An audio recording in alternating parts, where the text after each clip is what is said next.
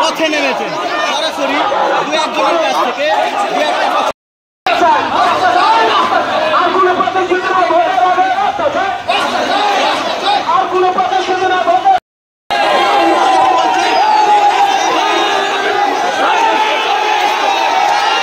একেবারে বিক্ষোভে বেড়ে পড়েছেন কাবিলপুরের রাস্তা নিয়ে। একেবারে রাস্তায় গড়াগড়ি দেখতে পাচ্ছেন।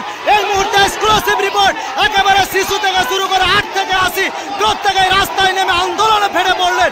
একেবারে ব্যর্থ শাসক দলের এমপি এমএলএরা সেইখানে দেখা যাচ্ছে কাবিলপুরের যুব সমাজ একেবারে কাদা রাস্তায়, হাঁটুভর্তি জলের রাস্তায় একেবারে শুয়ে প্রতিবাদী বিক্ষোভে বেড়ে পড়লেন।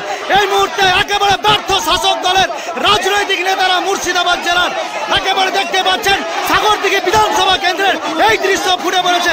আজকের এই আন্দোলন নিয়ে একদিকে যুব সমাজ, একদিকে শিক্ষিত সমাজ প্রত্যেকেই ফেটে পড়েছেন। এই আন্দোলন নিয়ে একেবারে এক্সক্লুসিভ দেখানোর চেষ্টা করছি। দেখতে পাচ্ছেন কতটা ক্ষোভ তৈরি না হলে মানুষের মধ্যে এইরকম ভাবে পথে নামে।